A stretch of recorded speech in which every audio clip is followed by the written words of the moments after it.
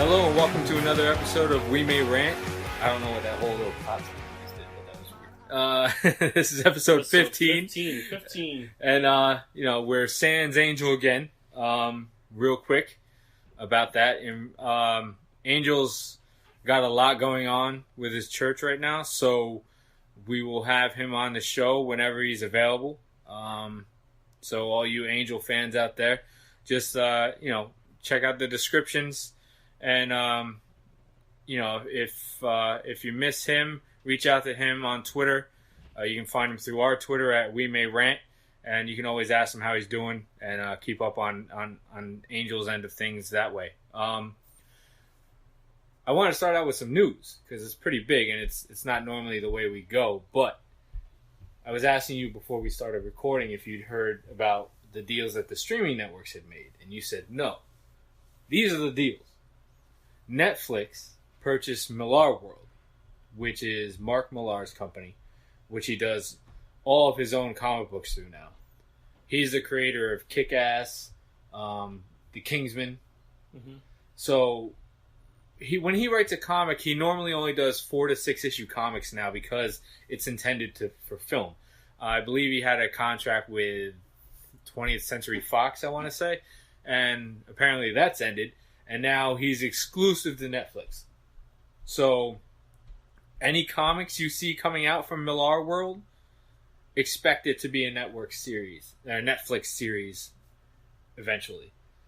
And it also has to go with the stuff that he's had out recently, which includes Huck, which was amazing. Highly recommend that read. But yeah, he's going to do a lot of great things there, and Netflix needs it because with Disney pulling out, that means you're not going to see any new series from Marvel through Netflix. You're going to continue to see Daredevil and Jessica Jones and Luke Cage, I'm assuming, because they're already established on there. And right. Maybe the Defenders, and unfortunately another Iron Fist season. We can get into that at some point. But as far as anything new, it's going to be on a strictly Disney channel. So you're going to see new series coming out, like I believe I've heard Moon Knight and stuff like that. And that'll be amazing. Plus, knowing Disney, I'm sure we're going to start seeing live action Star Wars shows on that streaming network also because they own the rights to those also. So you can imagine how amazing this is going to be. Plus, they're going to be streaming their classic Disney movies, plus Pixar. It's going to be amazing. I really need to find another word for amazing. I need synonyms listed in front of me. Buy a thesaurus or some shit. But so that's one bit of news. Now, to not be left behind in the streaming war between Amazon and Netflix, Amazon has gone out and bought, I don't know if they necessarily bought, but they did make Robert Kirkman exclusive to them. So, it doesn't mean anything for Walking Dead. It's staying with AMC, even though Kirkman and all the producers are suing the hell out of AMC because they owe them a ton of money. But Walking Dead's where it is. Outcast is going to remain on Showtime or Cinemax. I'm pretty sure it's Showtime. And Invincible is still going to be a movie put out by Seth Rogen and Evan Goldberg. So that's still all set. But moving forward, and I believe the other things that Kirkman's done in the past, like Wolfman and stuff like that, maybe Brit, are going to be Amazon properties. So whatever... A Thief of Thieves. Yeah, well, no, that's already been optioned by somebody. Oh. That's already... I mean, like, older stuff like that's been optioned. I don't believe Wolfman's been optioned, but I know Thief of Thieves was. So, I mean, that comic's been around for 40-something issues, if not more. So that was probably optioned a while ago. But anything that Kirkman does now is going to be intended for Amazon. So anything he does through a Skybound imprint at Image should be an Amazon series and or original film, however that would work down the road. So you've got a lot of battles going on right now with the streaming networks, but what's really cool is how they're diving all in on comic books. They understand that that's where the popularity is, it's where the viewers are, and you can tell a long form story over comics that can easily equate to great series that'll run however long. And Walking Dead and Outcast and Preacher and all these shows, all the DC stuff on CW. It's all based on comics. Yeah, exactly. Lucifer, all this stuff is all based on comics. So it's nice to see creators getting their due. You know what I mean? Because a lot of the times, unfortunately, they're the lowest on the totem pole and they get the least amount of money in the long run. So it's nice to see them getting what they deserve. And that'll play into my company and what we're trying to do and the people I'm working with and, and hoping to get things going like that. But aside from that, I just wanted to get that news out because it was fresh in my mind. How was your week? Week was okay. I have another post office story. Oh, God. Well, go ahead. Go ahead. Everybody's waiting for this. God. I try to avoid going to the one in New York City that I go to. Well, because you threatened a sexual position with one of them, yes. Well, the thing is that it's one of those things that I couldn't avoid it this time. Okay. Because I needed to ship 4 packages out, and it's like they only have their rules for whatever place that they're at. Okay. So I would normally ship a package out internationally, first class. Yeah. If it's below a certain weight, it would go $9.75 is typically the amount. Okay. So I go there to this one in New York City, and it's a pretty large one. Yeah. So I go there and everything, I have the correct weight and all that stuff, and I put it on the scale, and the clerk takes the parcel. She looks at it, and she sees that I'm shipping out a silver chain. Okay. Because you have to write a customs form when you send something out internationally. Yeah. So she, starts punching into her computer, and then she spits back to me that it has that the package has to be registered. Okay. So now, if you register an international package, it's $25. Holy shit! All right, and you're not factoring that into the eBay costs when you're no, shipping. they already paid me $9.75. The customer. Yeah, so you're not. What I'm saying is, you'd be eating that $25. Yes, you would not get that back extra now, from the customer. what? Not to cut you off, but what terrifies me is what if it's one of your diamond rings that you're sending internationally, and you have to write that it's a diamond ring on this thing. You really don't send diamonds internationally. Okay, but I'm just using that as an example. If somebody does, you are really taking a gamble, and you really can't insure it. Yeah. So the United States Postal Service does not insure international packages. Well, yeah, because anything can happen. FedEx does, UPS does, so that's why individuals that have to ship something expensive, you can insure it through them to make sure that it gets to whatever location. So what makes you use worldwide. the USPS, especially considering your because pass it's cheaper. Okay. First class is $9.75. I mentioned. Mm-hmm. That under normal circumstances would be $27, $28 UPS. Yeah, okay. And then it's almost the same amount in FedEx. So if you're going to ship something that's actually valuable, though, you would use one of the other. You would use one of the other ones. All right. But she spits back to me that I have to register the package because it's a silver chain. Yeah. And I said, the silver chain doesn't even cost $25. Yeah. I said, it would be dumb Yeah. for me to pay. And I said, and why do I have to pay? Why are you telling me I have to register this here, but I can take this to my post office and they don't give me a problem? What was her reasoning for having to register? Because it was a silver chain. I don't know what that means. Like, why is silver? Like, is it because it's jewelry? A metal? No, she was going on and said that you cannot send jewelry to. I had to ship it to Canada. You cannot send jewelry to Canada and not have it registered through the postal system. And I said, I ship stuff to Canada all the time. I always write down it's whatever it is, a bead or or chain or whatever. And I've never heard of this before. I said, so you have your own rules. I can tell you right now, no one would be selling to Canada if they had to spend $25 every time they wanted to send something. No. It's stupid. It's not. Because no one would spend that for the shipping. It just doesn't happen. So, you know what? I really didn't. I didn't go nuts. You didn't threaten to bend her over this time? No, I didn't threaten to bend her. You know what? I just I told her, it was like, you guys here have your own rules, and, I don't have this problem with mine, I'll just take it to mine. So the customer has to wait an extra day for me to ship it. So I was very calm and collected, which I normally am. Yes, it takes. I will admit, it takes a lot to get you. It really does. It's insane because some of the people you've dealt with in the past and continue to deal with. My fuse is like non-existent. It's actually gotten a little bit longer. That's because you're hanging around me. Well, I guess you're like a calming influence.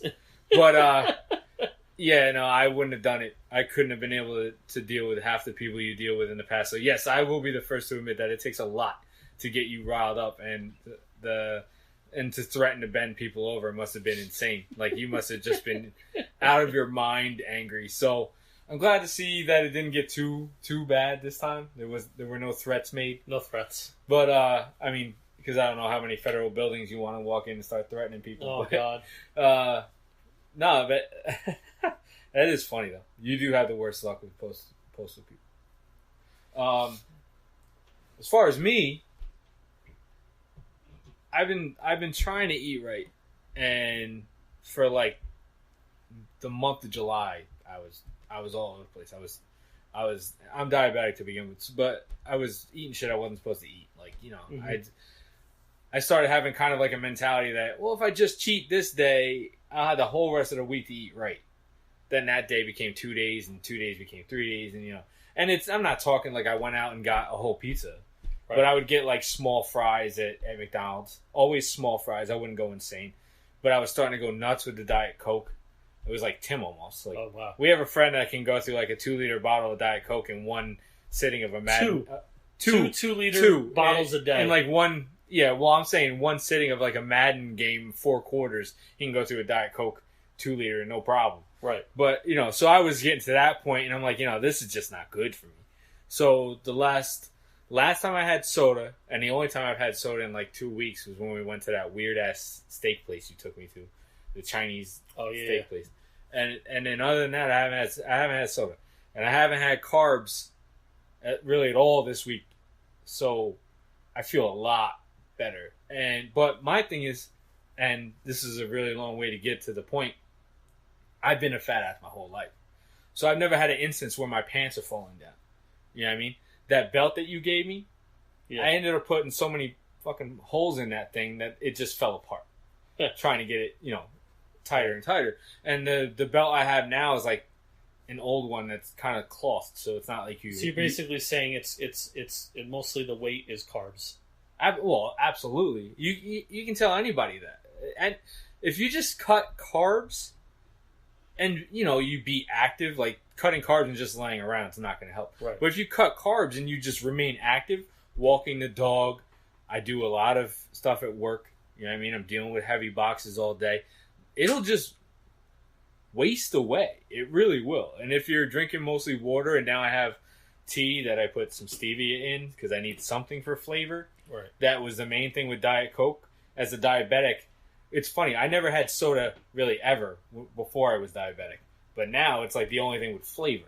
Right. So I would go and get it because I wanted something with my meals. But I'm willing to forego that and get tea because I can try to keep stevia on me.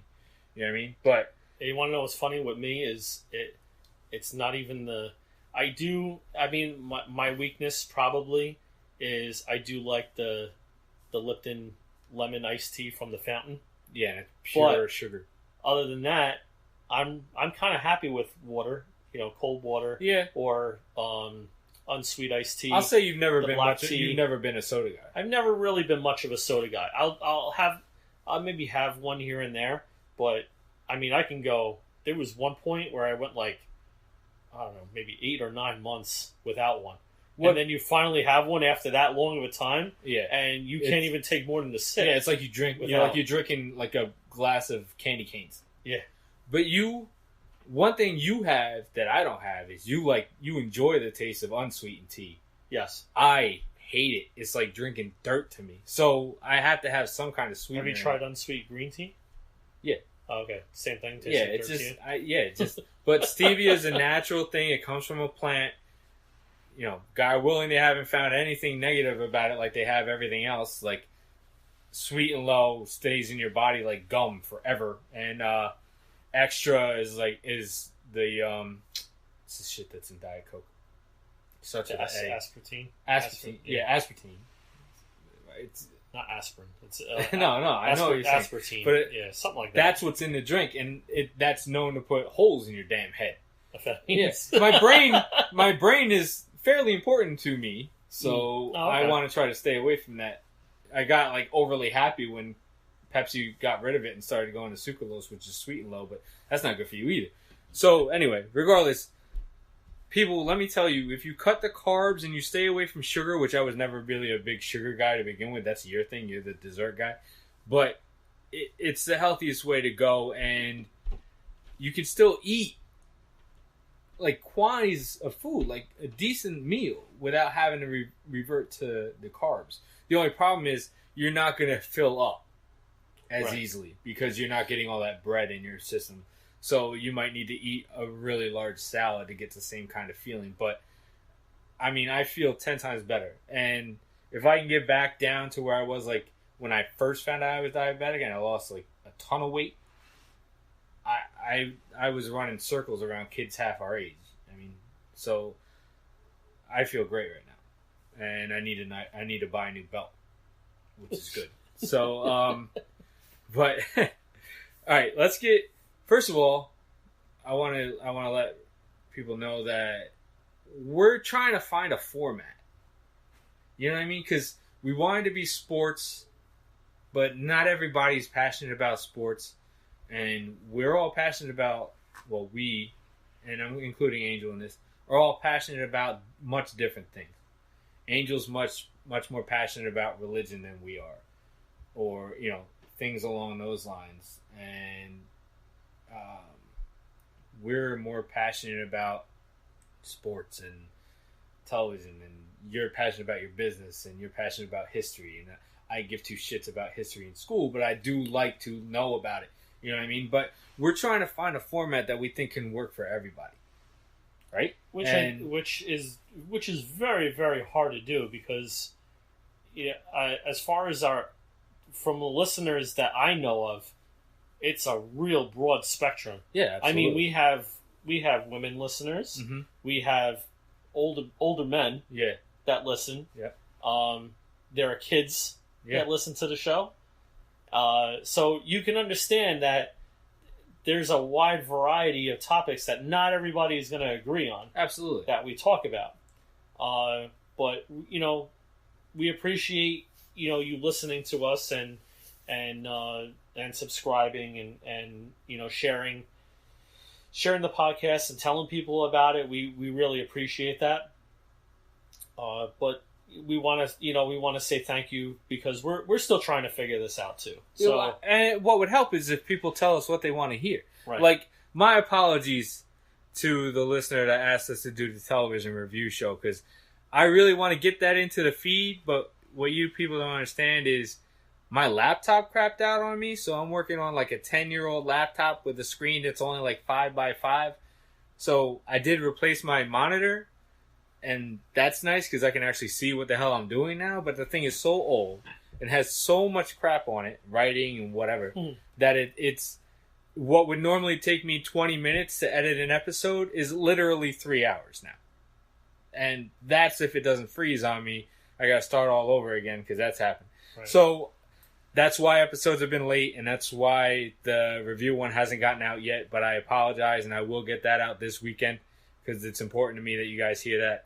And it doesn't get too dated either, which I don't think it will be because we talked about mostly older shows. Right. But so that's completely on me. I had to replace my laptop, so my apologies. But I personally would like to do a little bit of sports, yes, but do more of like a pop culture thing because I'm all about comics, I'm all about television, I'm all about movies. I mean, that's what my business is. You know what I mean? But I would also like to do a little bit of, maybe you hit us up with some really cool historic story that no one really knows anything about. You know what I mean? And it's something that's passionate to you because that's supposed to be the whole point of the show, is to rant about what your passion might be. So you could inform us about a cool story that if you're sitting in history class you wouldn't want to pay attention to, but shit that's outside those books and outside that curriculum that people might actually be interested in. You know what I mean? And which is a nice concept because that is our motto. It's rant about your passions. So. Yeah, and that's what it should be. And we want everybody else to be involved because we hit upon whatever passion you have. You know what I mean? And a lot of people are passionate about pop culture. There are a lot of people that are passionate about history. That's why shows like Game of Thrones is as popular as it is, and shows like Vikings are as popular as they are. And Hell on Wheels lasted 5 seasons, which was basically a historic show. And there's a lot that people don't know that they may find interesting. And then when Angel's on, he can talk about whatever he's passionate about. Maybe it's wrestling. You know what I mean? It's not. I mean, religion is something that's really polarizing, so I wouldn't really necessarily go that route because it's just as polarizing as politics in some sense. You know what I mean? But we want to be wide open on this show, and there are little segments I want to do. Like, I would love to do a online dating segment where we try to hook up some people with their profiles that just happen to click, and I want to find the weirdest ones possible because everybody needs somebody, and that would be pretty crazy. And I've seen some wild shit on there, so that's definitely a possibility. But so this is just a warning. If you tune in mostly for sports, we are going to have a little bit of that. We're not going to lose that because that's what got us here. You know what I mean? Yeah. And sports are constantly current, and you can constantly have something to talk about. And we're all diehard sports fans. So that's never going to go away, especially with fantasy football coming. We want to really dive into that and help some people out with their leagues because, not to be braggadocious, but we're pretty good at it. Mm-hmm. And, we're no, what's the a-hole from ESPN? Oh, I know who you talk. I think people know who you're talking about too, but we're not the quote-unquote expert from ESPN, and that only benefits you because he's awful. He is horrible. Yeah. Every time I have my lineup set and he says something that somewhat sounds intelligible, I'm like, well, maybe he has a point. And then I make that switch, and that dude does absolutely nothing for me. And my guy that I had originally, which I had my gut feeling for, is on my bench dropping 40 points. So, Matthew Berry. Horrible! Matthew Berry, you're horrible. You're horrible, horrible. The fact that you get paid for the advice that you give is unbelievable to me. You must be going down on somebody. Our advice on fantasy football will supersede his. I will guarantee you. Yes, absolutely. Yeah. So, yeah, I'm the same way. I like some of the things that he comes out with. I mean, like you said, you listen to it and you think he has a point. And I think I listened to him one week and I did something that I normally wouldn't have done. And he completely crapped exactly. When I hear him, it's completely by accident. Like I'll be at a bar, and I'll have ESPN on, and I'll be reading the caption and shit he's saying, and I'm like, wow, I know this guy is horrible at what he does, but that's a good point. No, it's never a good point. First of all, he's a Washington Redskin fan. That's enough. That's all you need to hear. All right, so. We will try to help you out as best we can with that. Like, for example, don't draft Ezekiel Elliott in the first 5. Not even in the first round. He's out the first 6 games. That would just be silly. Well, we don't know exactly. He's going to appeal. He's going to appeal, but I just think it's... I mean, you brought that up, but this is going to be a little bit of a tangent, but you appeal to the guy that gave you the suspension. So it's like... No, that's not true. Yeah, Goodell, here's the appeal. Actually, Goodell was kept far away from this entire thing. He had no input in the suspension. They wanted him as far out of this as possible. Really? So he had nothing to do with this suspension. And Goodell appointed someone different outside of the entire situation to now hear the appeal. So the NFL is trying to do it right now. Okay, all right. But the problem with Ezekiel Elliott is he clearly has some kind of violence in him. Because everything that's coming out, whether it's true or not, I'm assuming it's true, only because now he's suspended for 6 games, so they must have some kind of evidence. But everything that's come out is violence related. But if that's the case, then why isn't he prosecuted? Why? Well, that's still they're still dealing with that. I understand that, but they're the NFL comes out and says, we think you did this, and they automatically suspend him without him actually getting arrested. No, for I the crime. agree with you. Yeah, unfortunately, it sets a bad precedent. Does it though? You know what? I think they're being proactive towards it, and I'm more of a proactive person.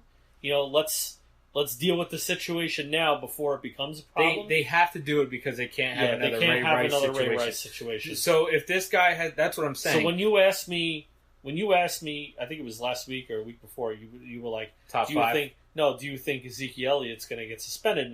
And I said no. But I really didn't put that much thought into it that they really don't need another press for Ray Rice. They can't let him play and then have it come out that he's guilty. They can't. Right. That the NFL can't take that hit again because they're seen as not taking violence seriously, especially against women. Right. Now, this was something in a club. I don't know the whole story. I'm not going to pretend that I do.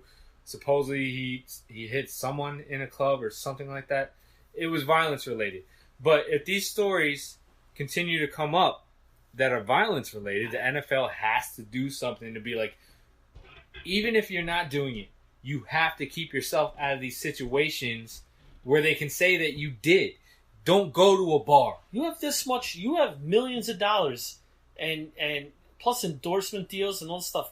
Why are you going to a bar? Yeah. You're the biggest you're the biggest star now on the biggest team in the country. You want to go. I mean, he's a young guy. Mm-hmm. Don't get me wrong. Yeah. Right. You want to go out and you want to experience things as a young guy, right? You want to dabble into a little bit of places that you wouldn't normally go to. You would normally go to as a young man. Yeah. Right. Mm-hmm. Say strip club. Yeah. Right. You would want to experience that as a young man. Right? Why not bring that strip club to you? Exactly. You have the resources to do that. You have the money to do that. If that's something that you really want to do, bring the bar to you. You don't even need strippers per se. You walk out of the stadium after every game and you've got women throwing themselves at you, and they're not even strippers. Yeah. You can have decent women over to your house and party. Yeah. You know what I mean? You just regular party. If you threw a party at your house, you have women. Perfect example. LaShawn McCoy had a party when he got up to Buffalo. No men allowed. All women. All women. They showed you the hot tub pictures. It was like 30 women in the hot tub with him.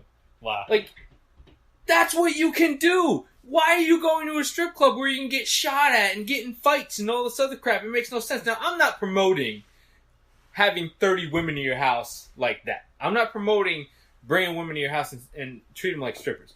All we're saying is, if you're going to do these kinds of things, be more intelligent about it. You know what I mean? Don't put your career on the line, especially in the NFL where the money's not guaranteed. Right. Which is going to lead to a strike eventually within the next 4 years anyway. But just, you're a man now. You're providing for a lot of people, most likely. Probably everyone in your immediate family and some friends now that you have this money rolling in. Mm-hmm. Be smart about it. Because sports is not a lifelong thing to begin with. You're lucky if you do it 15, 20 years. Tops. You know what I mean? So why are you going to cut that down even more by just doing dumb shit? Doesn't make any sense. And you just went to... Alright, this is the other part of it. You just got out of college. You know star football players in college can do whatever the hell they want. They're gods in these schools, especially if you're anywhere in the South. You know what I mean? Where football is a religion. You didn't get all that partying out of your system in college? I guess he didn't. But that's my point. Like, come on. Seriously. Learn to handle these situations a lot better. Like I said, you can still manage to have a great time doing things that you want to do and have it at your house. You know what I mean? You don't literally have to take You don't have to take the whole, go out or whatever. Like you said, take the risk of getting shot, because there are. Let's be frank about it. There are guys out there that just because you are who you are, want to challenge you. And we have a friend that's 6'8", 275, 300 pounds, right? He's a big guy, a very, very big guy. And there are people, like literally, if we went to a bar with him, there are guys that would come up to him just to challenge him because he's that size. And he's not even famous. So you can only imagine if you're a celebrity and you're a celebrity or a sports star, you're going to have people like that are going to come up to you and want to challenge you, either just to, who's more of a man or whatever. But not even that. But now you got scammers also that try to pick a fight with you because they know if they get hit by you, they can sue you. Yeah, it's the same thing for millions of dollars. Yeah, it's the same thing that the paparazzi guys do. Right. They get in the face of an actor and they just keep pushing and pushing and pushing until you either punch them or you throw the camera or whatever the case may be. Right. And suddenly that camera becomes a $10,000 camera or something like that. You know what I mean? This is what these guys want. This is exactly what they want. They go to bars hoping to find guys like this. Right. Anybody that looks like they have more money than they do, they will get into it with. And Ezekiel Elliott has a lot of money. Le'Veon Bell is going to have a lot of money. The rookie from the Knicks signed a rookie deal, goes out to a strip club, gets shot in the leg. Then you're out the entire rookie season for what? It's not worth it. It's just not. I understand you got money and now you can go to these places that you couldn't go to with a lot of money before, and you think you can roll in and all these women are going to be treating you like blah, blah, blah. But that you can get that anywhere when you become that rich athlete. So I don't understand why you put yourself in those situations. But moving on to the next topic, because we're going to try to keep time tight now. Aaron Judge broke the record for strikeouts in a single season, and we still have like a month left. So what do you think about that? Well, I'm wrong. Take that back. No, I might just edit that out. It was the longest streak ever in Major League Baseball having history. a strikeout per game. Which I don't know if that's even worse. I don't know if that's better or worse. Because I think it's going to keep going. It's 33 games straight with at least one strikeout. I think it's going to keep going. I think it's going to... You think he breaks DiMaggio's hit record with his strikeout record? It's quite possible. You know what it is? He's a power hitter.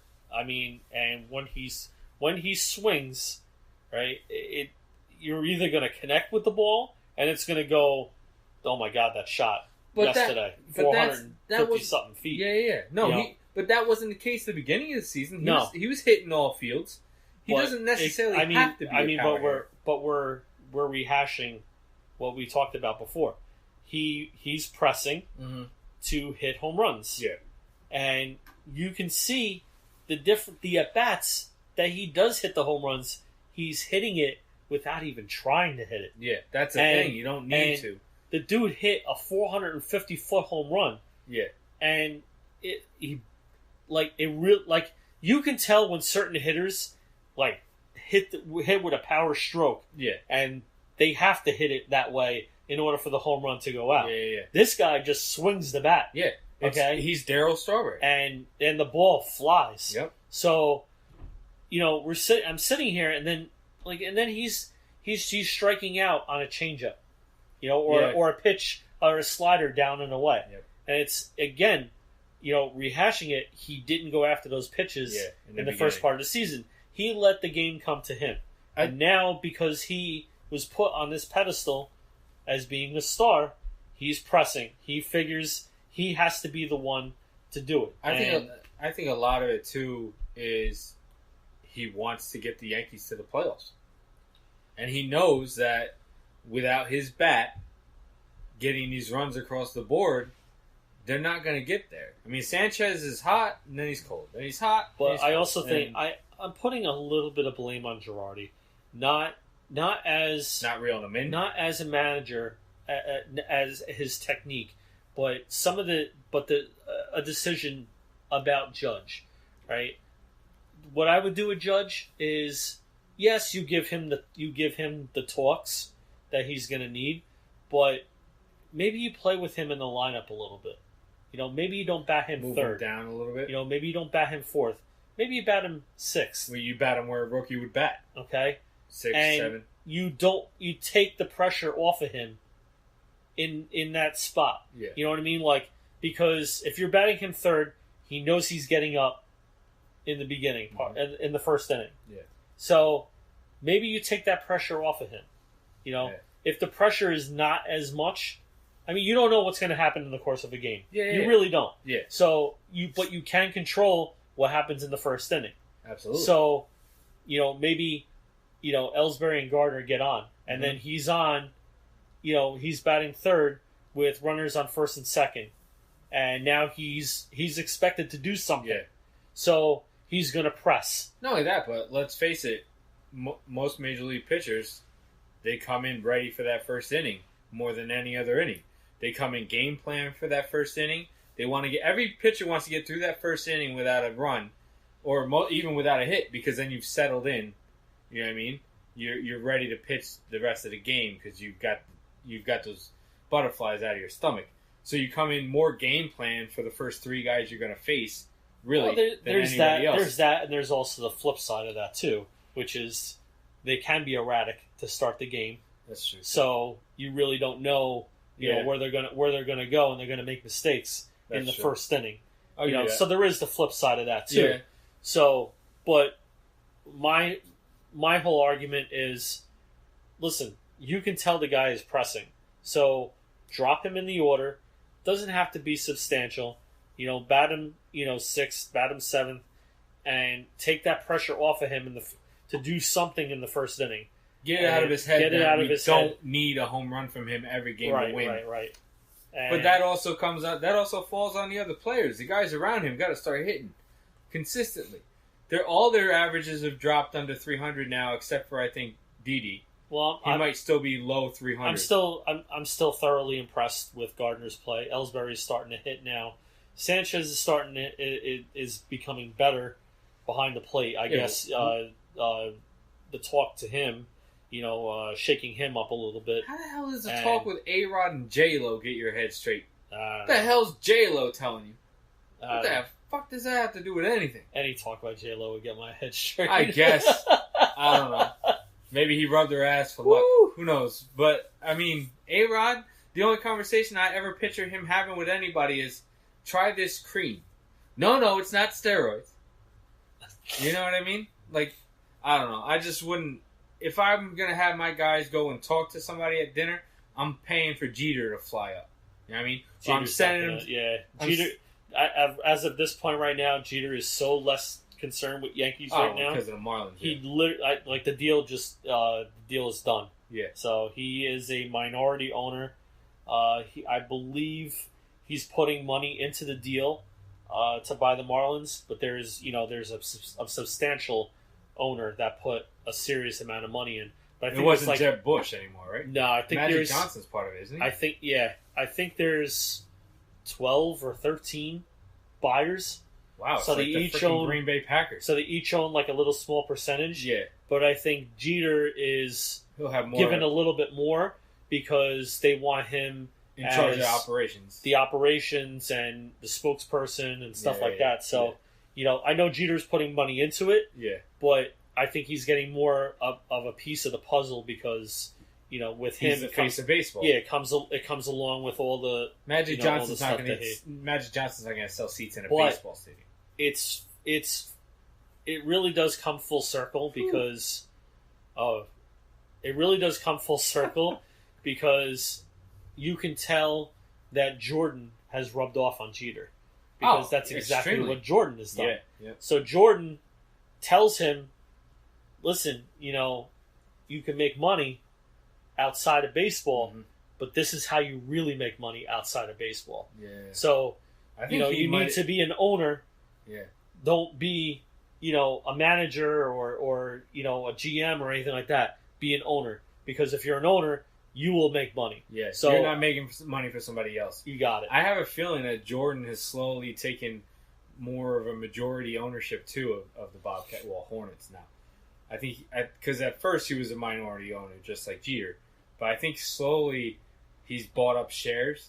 I think he owns a lot more than he did now because he seems to have a lot more of a role with them than he did before. Is it the Bobcats became the Hornets? Yeah, again? They took their original name back. And then New Orleans became the Pelicans? Yeah. Oh, awful name. Okay, all right. Awful name. I know New Orleans was the Hornets. Name. And then they went from there. Okay. Thank you for bringing up baseball. That brings up our next topic. What? I would like to go on record as saying weeks ago I told Cleveland to trade LeBron. Trade LeBron. Oh, we're on NBA now. Get what you could for what is quote-unquote the best player in the league to some people, Randy. So, my thing is, if you had listened to me, if you traded LeBron, you wouldn't have Kyrie asking for out, because he'd be the guy in Cleveland like he wanted to be. And now it's coming out that LeBron and the owner hate each other and it's beyond repair and blah, blah. You don't think that was going on all along? You don't think... if you're Kyrie, why wouldn't you stay then? Well, because you don't know if LeBron's going to get traded. He does not want to... I think Kyrie is trying to force the Cleveland owner's hand to get rid of LeBron. Kyrie signed a 5-year deal to stay there. He clearly likes playing there. So what do? You force the owner's hand to say, am I going to lose both Kyrie Irving and LeBron James? Right. Or am I going to get rid of LeBron, get another all-star to put with Kyrie and Love, and still have a playoff team this year in the East, plus get some draft picks for the future to start pairing with Kyrie, and build this team around him? Right. Because look, LeBron has now blatantly said he's leaving. We all knew he was leaving. Everyone knew he was leaving. That's why nobody signed there. But he's come out and blatantly said it now. He said, I'm gone. So why wouldn't you trade him to whatever teams he's willing to go to, get something for him, because he's going to leave you with nothing, again, like he did last time. When he left to Miami, this whole I'm loyal to Cleveland shit is bullshit. It's been bullshit all along. I can't stand him. He doesn't know the word loyalty, because if he did, he wouldn't have screwed over Wade and Bosh like he did when he left Miami. So the guy only cares about himself. That's clear. It's crystal clear. And these guys that are supposedly his best friends won't even go and play with him. Like Melo. Melo could have gone and played with him. LeBron may have stayed in Cleveland if Melo was there. By the way, we thought Melo would be stuck there a year without LeBron. Melo has a player option at the end of next season, so they both could have bounced. So Cleveland could have gotten a title, maybe, and then lost them both. But who cares, because you have a title and you still have Kyrie. Oh, but so Melo wouldn't have been stuck there for a year. No, he wouldn't have been stuck there for a year. So that makes it even more obvious that he didn't want to go play with LeBron, because he didn't have to be stuck there a year after by himself in Cleveland. He could have optioned out of his contract when LeBron left and both left. So he could have gone there, had a shot at the finals, but didn't want to, because this best friend that he supposedly has, he clearly doesn't want to play with. So the only thing I think hurting Cleveland's owner now is I don't think teams want LeBron. I don't care how good he is. No player apparently wants to play with him. Nobody that was a free agent this year, anyway. Well, what you're doing is, and I'll stick with it. He still is the best talented player in the NBA. He might not be the best player. I'm not arguing. But he has the most. He does have the most. Yeah, I will give you that. But I thought about this since our last argument about it. We really don't argue. We just kind of go back and forth. But I hate you. Die. But here, the thing is with LeBron is when we were talking about him being traded, and I texted you and I said, I told you, I was like, I don't think that he has. Well, let's phrase this out, okay? He does have a no trade clause. Yeah. Right. Yeah. In the NBA, it's very rare for a player to have a no trade clause. Mm-hmm. A player, an option for a player option. So there's only 3 people in the league that have it now, and it's Dirk, yes, it's LeBron, and it's Carmelo. And Dirk would never leave Dallas to begin with, right? And the only way you get this option, this was worked out in the agreement between the players and the union, was it was you have to be on a team for more than 4 years, 4 seasons, and you have to be in the league more than 8. Yeah. So there's very few players that actually get this kind of. Yeah, because nobody plays on the same team anymore. Right. So what's happening now is, and you were saying, why not trade LeBron to this team or that team? And I sat here and I thought about it for a while, and I'm saying to myself, what team could he go to, and the team accepts him, and then puts him as their number one? Because you pretty much every team that's out there, you legitimately have a number one right now on your team. All right. Okay? Whether it's, Kawhi Leonard, whether it's, Russell Westbrook, teams that are... I'm going to disassociate myself with teams that aren't even close. Well, yeah, to obviously. making... He's not going to go anywhere that's he's not going to go anywhere that's not ready to win. He'll go to the Celtics. He'll go to... In the East, he'll go to the Celtics. Maybe Toronto. And it's only for a season. The rest of the next year, and that's it. Maybe Washington to play with Wall. But those are the only teams in the East he'd even consider. And right. I doubt he'd even consider anybody other than the Celtics. So you have that. West is a lot more open. He'd consider the Spurs. He'd consider Oklahoma.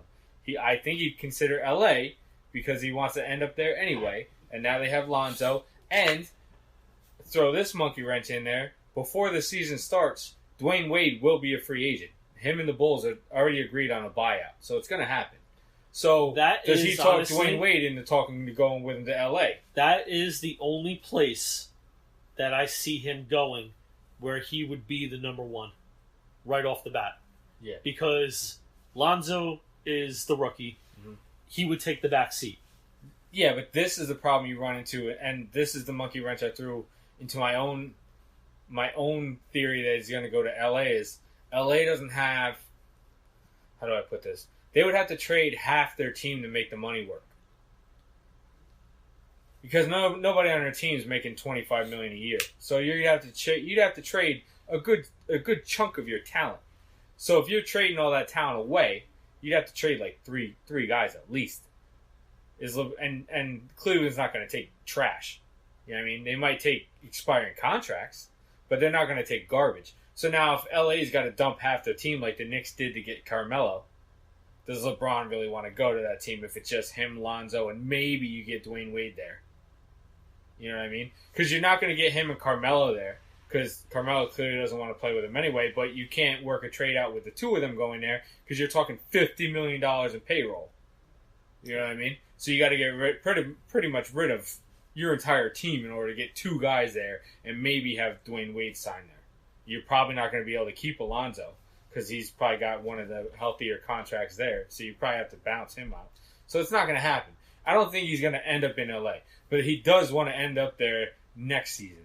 Unlike Melo, he won't force the Lakers to trade all the talent away for him to go there. He knows he's going to go there anyway, so he'll wait till the end of the year and they join a team that's much more improved than it would be based on a trade. So it's going to go to a team that's got older players, you know what I mean? Mm-hmm. And is close to a title now. Like he could go to San Antonio and San Antonio's already shown they're willing to trade Aldridge and Green. So there the money works. And Cleveland would get a damn good center, better than anybody they have now, to be up front with Love. And maybe you get Danny Green too. There's your small forward, right? And then you still have Kyrie Irving at the point. Maybe you can coax Dwayne Wade to come. Yeah. You know what I mean? Then you got a stacked team ready to go to the finals in the East because the East are awful. Because I want to see where Dwayne Wade's not going to waste the season. He's going to go to a team that's close. If a trade doesn't happen with LeBron going to San Antonio and San Antonio can make the money work, I could see Dwayne Wade going there and play with Leonard and Gasol and Aldridge. That's a stacked team. Yeah. You know what I mean? Even if he has to run the point because you got Ginobili at shooting guard. You know what I mean? That's a stacked-ass team. So I could see them competing with Golden State if everybody stays healthy for that one season. With Popovich as the coach? Absolutely. Dwayne Wade's going to want to go somewhere that's ready to go. Popovich is good at utilizing players exactly and their talent yep. for what they have left. and what they're good at. Yeah.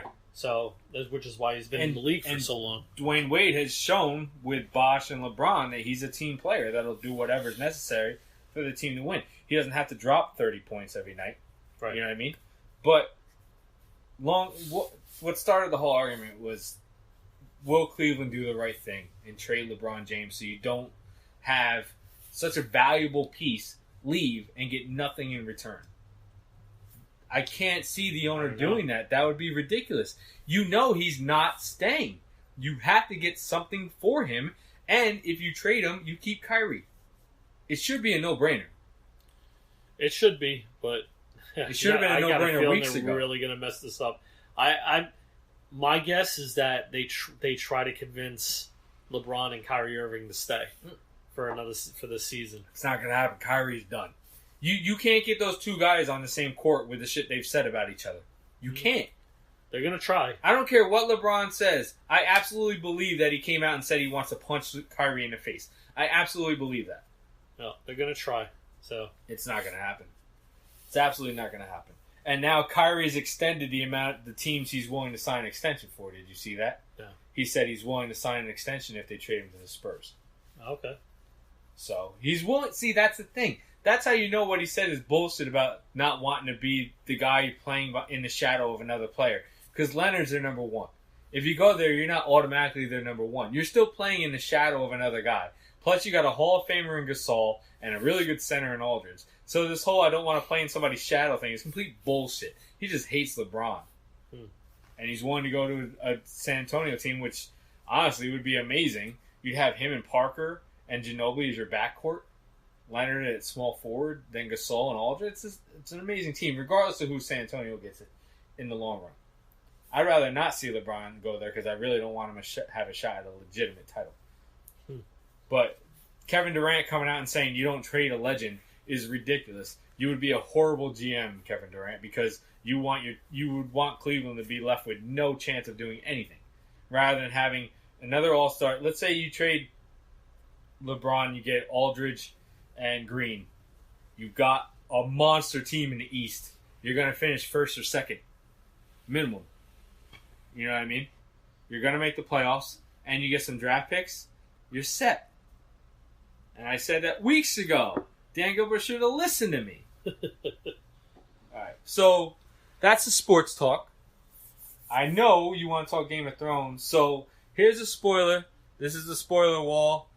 If you don't want to be spoiled for episode... I was wrong, it was 4 last episode. This is 5. Episode 5, correct? Yes. If you don't want to be spoiled for episode 5, please turn it off now and come back next week, because we're about to get into it. There will be spoilers. We will get into what our theories might be for the next episode and the season after. And yes, the episode did leak, but we both behaved and didn't see it. Episode 6 leaked. Yes. Well, they've all pretty much leaked so far. But episode 6 leaked, but we haven't watched it because we want our theories to be legitimate theories. We don't want to be telling you we think what's going to happen and we already know. So we didn't watch. But 3, 2, 1, if you're listening beyond this point, it's your fault if you get spoiled. What did you think of the latest episode? Another build-up episode, right? Because certain things are coming now. Mm-hmm. I guess the battle with the White Walkers is going to happen first before the battle with Cersei. I do think that, but I also don't think that. I think because think about it now. Because if the battle happens before the battle happens with Cersei, what's the point of bringing one down to show her they exist? That's completely pointless. You know what I mean? If you're going to fight the White Walkers first anyway, then showing Cersei that they exist makes no sense. It would be a wasted effort. Like, you know what I mean? Well, why are you going to show them after the battle's already happened? She even said that about a truce or an armistice. Yeah. For now. And she, was telling Jamie that that's the smart way to go right now. How would Father have handled this? Well, because she wants to get him close. She wants to get Daenerys close enough to kill it. Right. That's what it comes down to. So, if you get her in a room, she's not riding a dragon. That's what it comes down to. Yes. But well, let's not start with the White Walkers first because that's a whole thing, and it's the best part of the whole episode is that ending. But all right, a few things. I'm so sick of I'm so sick of sad Tyrion. So sick of the best part about this show from season 1 till even episodes in season 7 has been that Tyrion's been the one laugh track to this series, and now he looks like a freaking pug every episode where he looks so damn depressed. You know what I mean? He has like some one-liners, like he had one with the Daenerys' knight. What's his name? Oh, Mormont. He had one with him, but I mean, come on. Tyrion's been one of the most entertaining parts of this entire series, and not only now is he not the smart guy that we all assumed he was, where his strategies are brilliant, unless there's a traitor, but now you've completely castrated his sense of humor too. He's so damn he's so sad all the goddamn time. Like I'm gonna, you know what it is? I'm gonna chalk it up to I know what he's, you know, what you're saying and what about it, but in a sense, he's killing his own. I mean, he's killing his men, the ones that did betray him.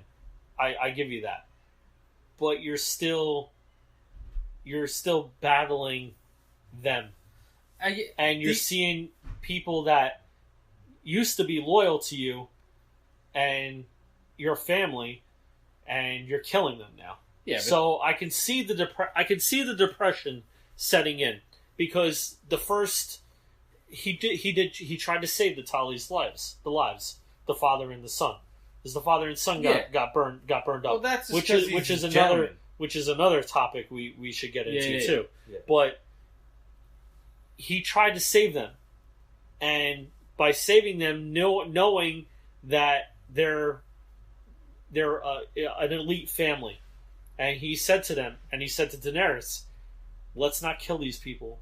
You're going to take their whole house away, and they're going to burn up." Yeah. And she didn't listen. She's like, "No, I made a decision. This is what it's going to be." But again, he fell into that depression that, number one, she's not listening to him anymore. And number two, these are people that he knows. Well, first of all, the main chink in your argument is these guys are not loyal to him, have never been loyal to him. He's always been a joke to his own family and everyone in that castle. When he's looking at these people, it's not people that would have ever fought for him. It's not the case. I don't think so. The only thing he doesn't want to see happen is he doesn't want to see Jaime die, because he could give two shits if Cersei dies. He doesn't want to see Jaime die because he's been the only guy that's ever treated him like a human being. So I don't think he wants to see Jaime die. I don't think he wants to see Bronn die. No, I don't think. No, obviously he's friends with Bronn. He doesn't want to see him dead. But as far as saving the Tullys, Tullys, that was more a strategy thing than respect for these two guys. He wanted their army to fight for them, because that means they're not fighting for Cersei. You know what I mean? If they would have joined out of loyalty rather than out of fear, like how the army has now that Daenerys killed them, they would have been much more loyal when the time comes than they're gonna be when they're fighting out of fear, because that's how Cersei rules, where you're fighting out of fear. Well, that was the whole argument I was going to talk about before, was the whole reason why Daenerys was different than Cersei was she was people. Breaker of chains. Yep. You know, she only punished the people that were punishing people. Yeah. And now she's killing people that she has to kill because of the war. And this is the first time that she's done this. And now you can start to see the switch for her becoming more like Cersei, because now these Lannisters that, and not Lannisters, but the people that fight for the Lannisters, that they, you know, them bending the knee wasn't bending the knee because they want to be free from the Lannisters. They're doing it because of fear. Because they see a crazy lady with a killer dragon, which is what Tyrion's whole thing was. don't use the dragons to fight this war because they'll just see you as a monster because they see the dragons as a monster. So when she used it to decimate that whole army, basically, you're never going to get them on your side out of loyalty. It's always going to be out of fear now. But then you go and burn up their leaders, unarmed, by the way, completely indefensible, with this massive dragon. I think they would have respected her more if she just beheaded them. Right. You know what I mean? Like something Ned Stark would have done. That, you're our enemy. If you don't want to fight with us, we have to deal with you. So right. Yeah, we'll behead you. But you use this monster. Right. It's like overkill. Right. You know what I mean? It was unnecessary to burn him to ash. Right. Because now you don't even give these people a body to bury. Right. Plus you killed the son too. I don't know if you're taking into account, but now all these men technically should be loyal to Sam. When he comes back, he's now that family head. He's now the head of the Tarly family. So all these soldiers should fight for him. Right. So, but will they fight now, knowing who's in charge of that army is not much better than Cersei in their eyes? You know what I mean? But he is the head of the Tarly house now, which some people may not have taken into account. That will play a role into it. But, where do I want to go from here? Oh, Cersei's a lying bitch. She ain't pregnant. I think she is. No, we should bring him on Maury Povich, because, she ain't pregnant, and the test will prove it. First of all, it's only been like a week. Alright, let's go back. First, she basically had to drag Jaime into bed. I'm telling you, this has been a plan from day one. She knows she's lost his loyalty to a certain degree, especially with no kids now to bind them. You know what I mean? And she knows she's going to be much more ruthless than he's willing to be now, because he's a totally different guy. So how do you get Jaime loyal to you? You have the only child you have left now in your belly. Now he'll die for you. He'll do anything for you. Because whether he believes in you or not, whether he trusts you or not, he's not going to let your only child now die because he's not protecting you. I'm telling you, it's fake, and when he finds out, that's when he kills her. Because he'll see just how far she's willing to go. You really think she's pregnant? I think she's pregnant. I don't think so. It's been such... Alright, first of all... I think... Let's take a few things into account. She's a woman in her mid to late 40s, even in the show. Mm-hmm. It's only been like a week. You know what I mean? So you're in your 40s, which is almost impossible to get pregnant anyway. It's only been a week since he rode out, fought that family, and came back, at least. If even that. Last time I checked, they didn't have pee sticks to piss on back then. You know what I mean? So, come on. You really believe she's pregnant? You think it's more than I think it's more than a week. The time frame. Even so, I don't believe her. I do not believe her. I think she knows it's the only way to keep Jaime loyal to her. Because even he knows she's crazy at this point. No, because he loves her so much. Even Olenna said that to him. She says, "You're blind. You're blind with." I don't think he is anymore. The conversations he's had with Bronn, it doesn't sound like he's blindly in love with her anymore. I think that Jaime thinks that if they manage to win the war, that it will be fine. That they will be fine together.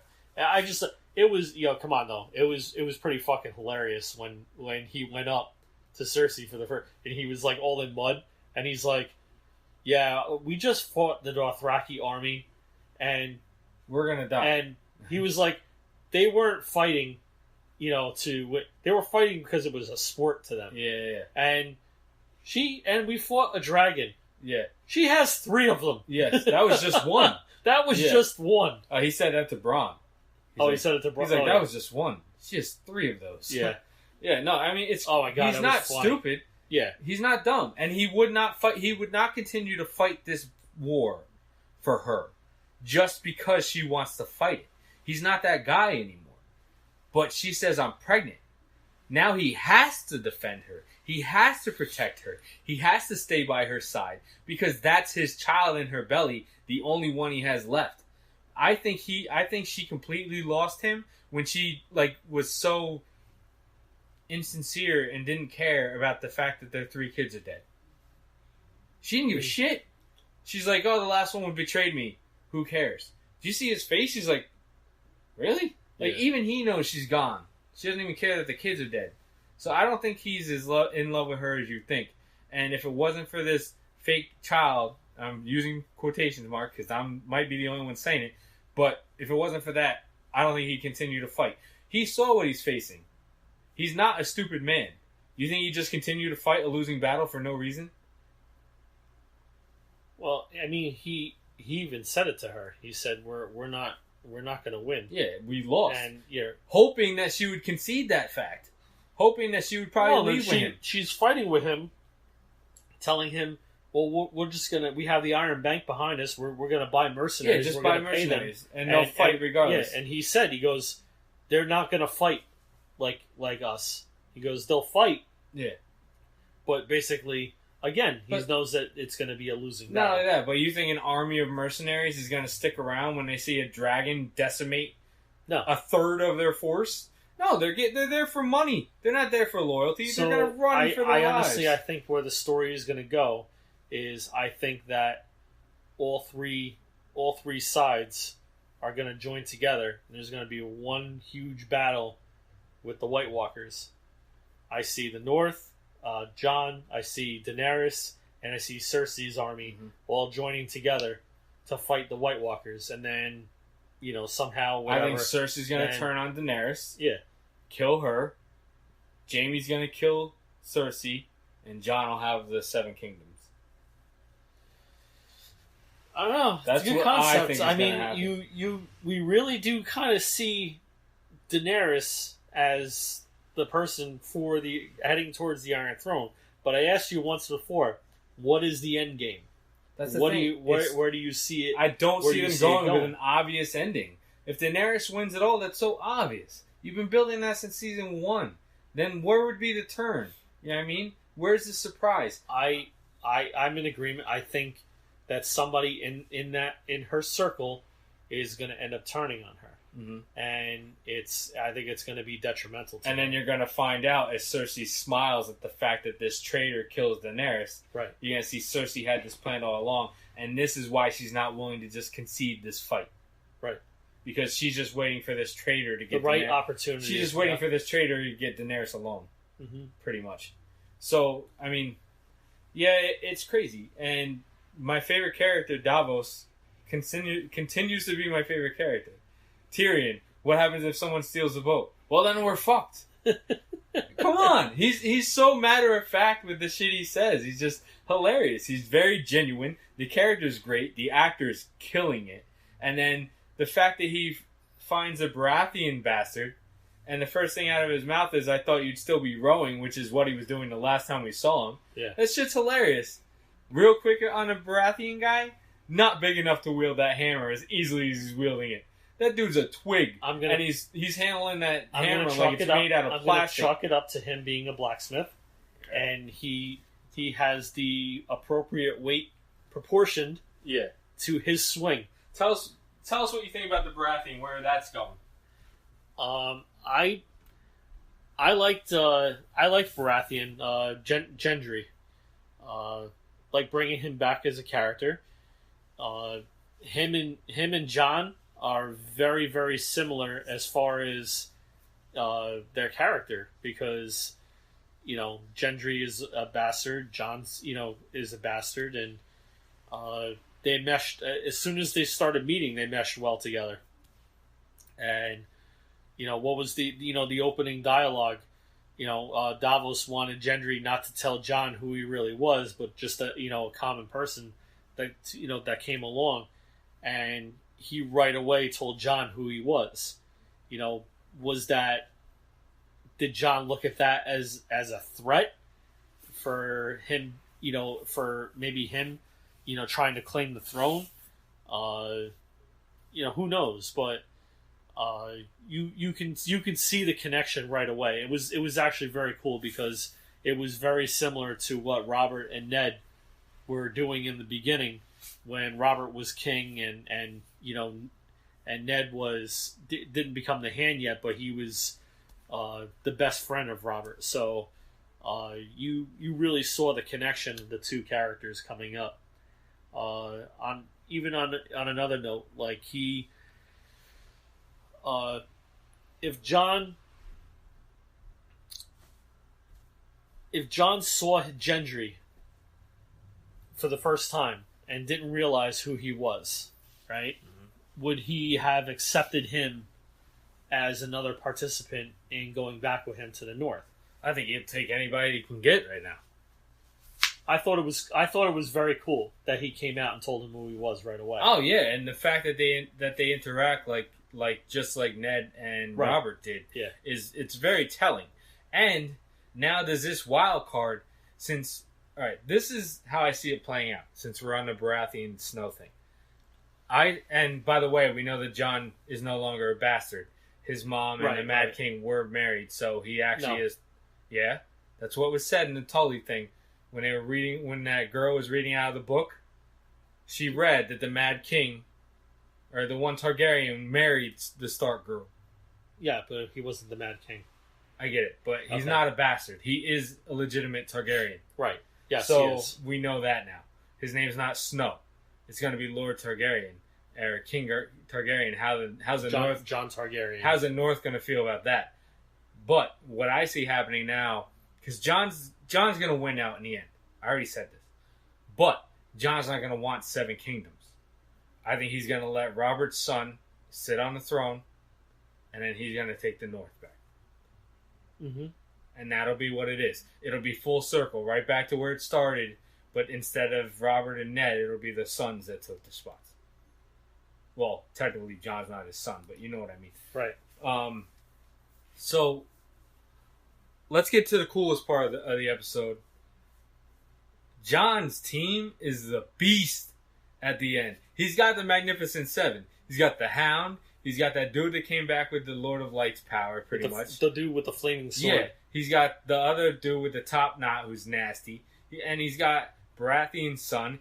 He's got... the wildling. Yeah. He's got the crazy-ass redheaded wildling that's in love with Brienne. You love the fact that he's like, how many men did you bring? And he kind of like looks over at the table. Yeah. He goes, did you bring the big woman? Yeah, how about the big woman? Yeah. Yeah, that was great. He's great. I love that character. They obviously showed the episode that's coming up out of sequence. What I think is they see the wildlings they see the White Walkers running out of that canyon, and that's when they run. And then when they can't run anymore is when they turn and they fight in a circle. What terrifies me is my favorite character has come out countless times saying he's useless in a fight. Davos. I don't even know if he carries a sword. He didn't go with them though, did he? Yeah, he did. Yeah, shit. That's not good. He better not die. That's not good. I'll be pissed if he dies. But I like my one friend Steve. Shout out to Little Pop's Pizza. What his theory is that Davos is actually sick, but he doesn't want to. He doesn't want to fight, but he will when it comes to it, and he's gonna end up being nasty. Because think about it, he's a pirate who's also a thief and a smuggler. You're telling me he can't handle a sword? How do you get in charge of a boat? You know what I mean? Pirates are all thieves and shit. They're not good people. So he had to be captain somehow. He has to be able to handle himself. And that's going to be sick when he just brings that. Hopefully it's true. Hopefully it's true. Where he brings out a sword and he's just nasty. You know what I mean? Because the fact that he went out there and he may have been unarmed. I don't want to see another one of my favorite characters die. Somebody's gonna. One of these, at least one of this member, or one of these 7 is going to die. It better not be Davos. But what character? I mean, other than the dude with the knot on his head, you know what I mean, with the hair. He's who I think dies. I could see him going, but maybe the wildling, Nah, maybe.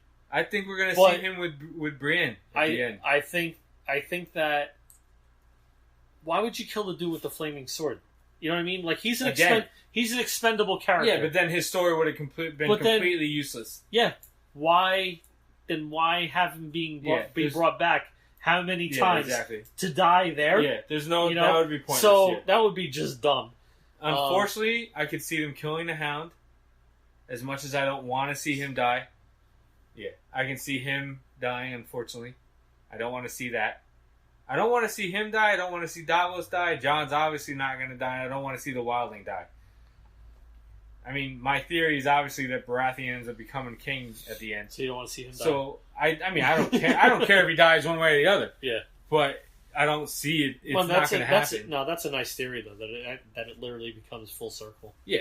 Like I really think Baratheon goes back on the throne and Jon goes up north. That's what I think. What do you?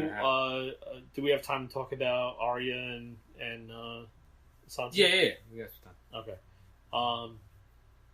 We know how conniving Littlefinger is. And that's the other thing. I don't know where you're going with it, but Arya is supposed to be stealth now. Yeah, trained by the best, and kind of know when she's being played. Not even that, but know how to get around without being spotted. Right. You're telling me Littlefinger's that smart that he just assumed she would follow him into that room. That's what I'm guessing, is that he probably didn't notice her right away, but then, kind of spotted her. Yeah. And it's one of those things that I don't think she would underestimate anybody anymore. No.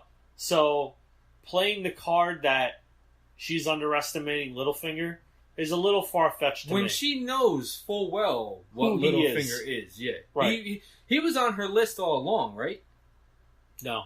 Are you sure? Because I'm pretty sure she knows. No, he was never on her list. It was... I used to remember the list, but I can't recite it anymore. I thought she knew that he betrayed Ned. As far as what I know, the only two people on her list is the Hound and Cersei. And as of right now, she doesn't even know the Hound's alive. So she assumes the Hound's dead. That list was like 8 to 10 people long. All of them are gone. No, I know most of them are dead, but I think Littlefinger was on it because I think she knows he betrayed Ned Stark. I think she knows he led Ned into that trap. She was in the city. Yeah, but she never mentioned Littlefinger or Peter Baelish on her list. I would know. I would remember that. All right. So, you can tell that the whole reason why Littlefinger is there is to create the wedge between her, between Sansa and Arya. It was blatant the second she gave her that dirty look from the balcony when she saw her fighting Rant. Is the way Arya approached Sansa about being Lord of, the Lady of Winterfell. Not standing up for Jon. Not standing up for Jon. And she basically came out and told her, hey, this is, are you doing this knowing that Jon might not come back? Yeah. And, what was her reply? I can't think like that right now. Mm-hmm. But she's like, but you are thinking about it. Yeah, she's like, I know, I can tell you're thinking about it. You can't help but think about it. So, I do like the storyline, but to me, it's a little bit more far-fetched because Arya should not. Do you want to explain what the letter was, since some people don't know? Okay, the letter that you saw Arya find in Littlefinger's room was a letter that Sansa was forced to write under Cersei's direction before Ned was going to be killed. Mm-hmm. And it basically made it sound like she was more loyal to the Lannisters than the Starks. But it was a letter to Arya. No, Robert. It was a letter to Rob. Oh, a letter to Rob. I'm sorry. It was a letter to Rob explaining that she thinks that her father was a traitor and that he basically deserved what he was going to get because he wasn't loyal to Joffrey. It was a letter that Cersei was basically hoping would appease the Starks and not start a war. Right. Because they would understand that it was Ned Stark that was the traitor, and they did what they had to do to defend Joffrey. But what it ends up looking like is that Sansa clearly was more loyal to the Lannisters than she was to her own father. Right. And that was clear in the first season too, but she wasn't loyal. Oh yeah, she was all over Joffrey's jump. And Arya, unfortunately, saw that. So it kind of plays into it. Right. But another theory of my friend Steve, because this is not mine, but I do want to give him credit. He thinks Sansa and Arya are playing Littlefinger. He thinks they're trying to make it look like there is a divide so they can see what Littlefinger's up to and that he's not necessarily loyal to the Starks and can then call him out on it. Or just take him out. I mean, I think that's a little far-fetched. I absolutely think that he's driving a wedge between them because they've never liked each other. Mm-hmm. And he's starting to see that he can get where he needs to get because all he cares about is getting Sansa. That's all he cares about. And if he turns her against Jon and against Arya, then all she has to turn to is him.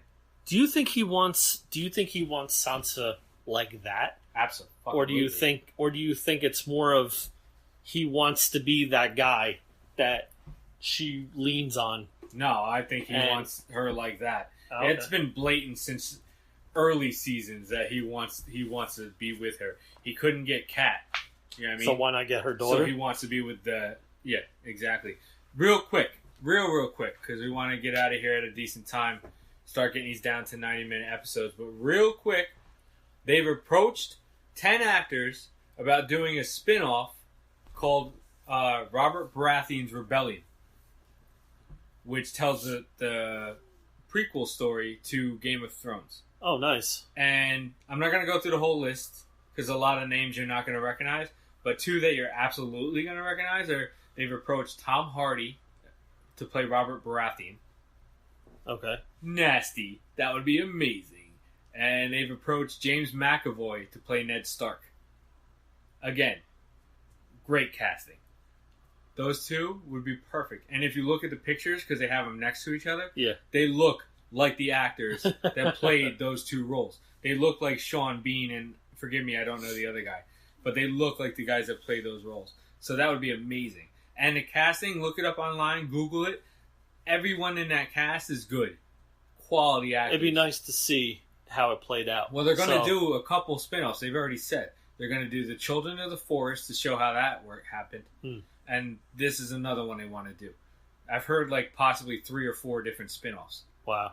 Which could be good, could be bad. If you spin off too much and you thin out the writers a little bit too much, you're not going to have the same quality shows, unfortunately, but we'll see how that goes. So, that's going to wrap it up for this episode. Make sure you follow us on Twitter at WeMayRant. Hit us up on Gmail. Email us your thoughts. Let us know what you would like to see our format be, what would you like it to consist of at WeMayRant@gmail.com. Follow us on Iheartradio. Subscribe on iTunes. Spreaker. Yeah, I'm pretty sure that's all we're on now. Make sure you leave us, if you're going to leave us reviews, please do so on iTunes. That's where it really, really counts the most. Until then. Thank you for Broken Witt Rebels for letting us use your theme song, Cloud My Day. Yeah, as our official theme song. Thank you very much, guys. Hit them up on Spotify. Make sure you download all the tracks. They're on YouTube also. Give the videos some views. They're going to be doing another U.S. tour in the future, so that'd be cool to get them some fans out to those shows because you listen to our show. That'd be great. But until next week, this is Heath for Randy. Rant about your passion.